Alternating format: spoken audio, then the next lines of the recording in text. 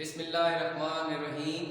السلام علیکم عزیز طلبہ، میں آپ کا اردو ٹیچر ممتاز احمد قریشی آپ سے مخاطب ہوں۔ آج کا جو ہمارا موضوع ہے وہ درخواست ہے، راشن ڈپو کے خلاف درخواست، اور متضاد الفاظ ہیں صفحہ نمبر 46 پر۔ تو سب سے پہلے بیٹے میں آپ کو بتاتا ہوں طریقہ کار درخواست کا۔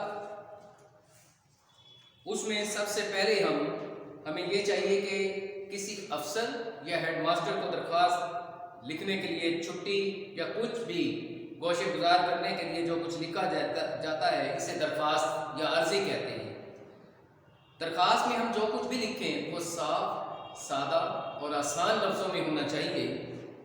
سب سے پہلے درخواست لکھنے کا طریقہ کار یہ ہے کہ سب سے پہلے افسر کا عہدہ لکھیں، پھر نئی لائن سے مؤدبانہ گزارش ہے یا گزارش ہے کے الفاظ سے اپنی درخواست کو شروع کرنا چاہیے، اور بخدمت جناب کے عین نیچے عنوان لکھنا چاہیے کہ ہم کس لیے درخواست لکھ رہے ہیں۔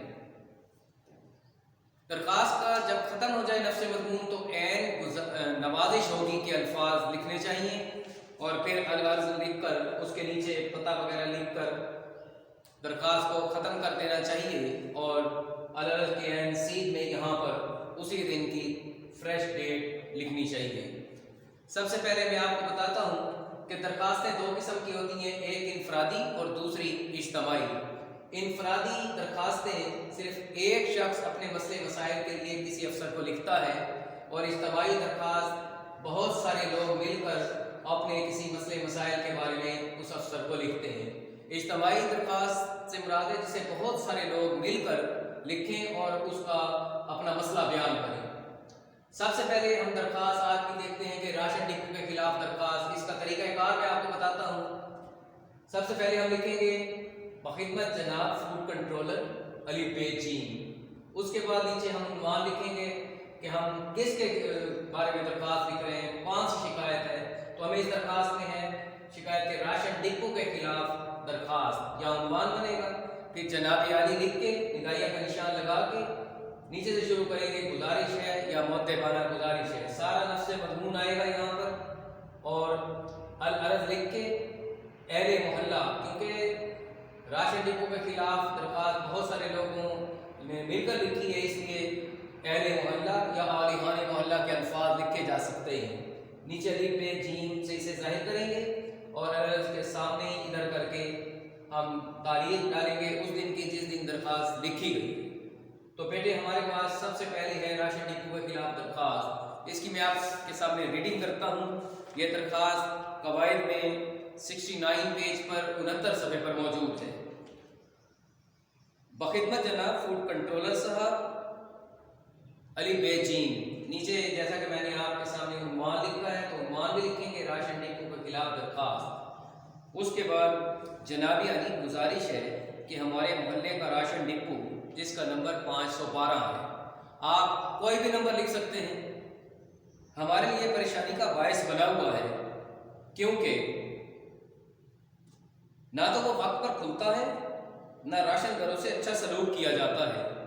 چینی کی بوریاں آتی ہیں مگر نہ جانے کہاں چلی جاتی ہیں۔ کوئی خوش نصیب ہی چینی حاصل کرنے میں کامیاب ہوتا ہوگا، ورنہ عام طور پر یہی جواب ملتا ہے کہ چینی ملتی نہیں تو دیں کہاں سے، لہٰذا ہم لوگ بازار سے خرید کر گزارا کرتے ہیں۔ اس راشن ڈپو کے کارپردازوں کو ہدایت فرمائیں کہ وہ باقاعدگی اور شرافت کا رویہ اختیار کریں، عین نوازش ہوگی۔ العرض اس کے بعد اہل محلہ علی بے جین، یہ تمام چیزیں لکھ کر آپ کی اس طرح درخواست مکمل ہو جائے گی۔ تو بیٹے اب ہمارے پاس ہے صفحہ نمبر 46 پر متضاد الفاظ ہیں، وہ میں آپ کے سامنے ان الفاظ بھی پڑھوں گا اور اس کے بعد ان کے متضاد بھی میں آپ کو بتاؤں گا۔ تو صفحہ نمبر 46 پر ہے، میں ریڈنگ کر رہا ہوں۔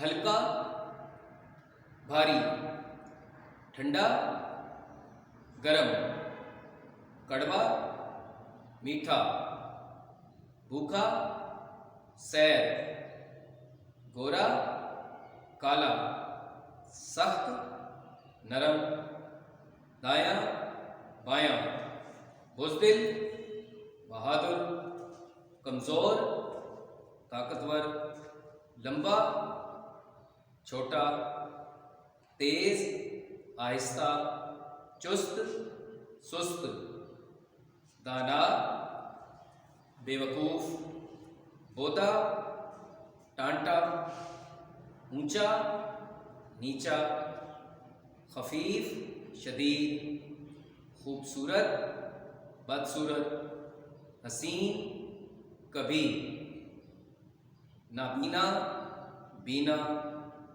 गहरा, सतही, गाढ़ा, पतला, रोशन, तारीक, लतीफ़, कसीफ, मसरूफ़, फारिग, सग़ीर, कबीर, गरीब, अमीर। ये बेटे मैंने आपके सामने मुतज़ाद अल्फाज इनकी मुकम्मल रीडिंग की। आज का ये लेक्चर हमारे पास इन चीज़ों पर मुश्तमिल था। सबसे पहले दरख्वास्त थी, राशन डिपो के खिलाफ दरख्वास्त। फिर हमारे पास थे मुतज़ाद अल्फाज जो कवायद में सफ़ा नंबर 46 पर मौजूद हैं। इन दोनों की मैंने आपके सामने रीडिंग की। राशन डिपो के खिलाफ दरख्वास्त, इसका तरीक़ाकार मैंने आपको बताया। उसके बाद मुतज़ाद अल्फाज थे, मैंने अल्फाज भी पढ़े और उनके मुतज़ाद अल्फाज भी आपको बताए। फिर मैंने दरख्वास्त का तरीक़ाकार आपको बताया कि कैसे हमने इसको शुरू करना है, उन्वान कहाँ लिखना है, और जनाब अली के सामने निदाया का निशान भी मैंने आपको बताया कि यहाँ निदाया का निशान लगाएंगे। यहाँ इन अल्फाज से मुअद्दबाना गुजारिश है या गुजारिश है के अल्फाज से हम शुरू कर सकते हैं। सारा नफ्स मज़मून आएगा यहाँ पर।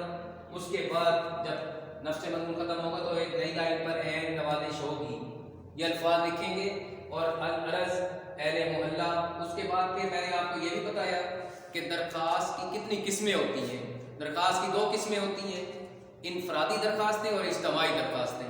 इनफरादी दरख्वास्तों में मैंने ये बताया कि एक शख्स अपने मसले के मुतल्लिक, अपने उस प्रॉब्लम के मुतल्लिक किसी अफसर को, किसी महकमे को लिख सकता है दरख्वास्त, जिसे हम इनफरादी दरख्वास्तें कहते हैं।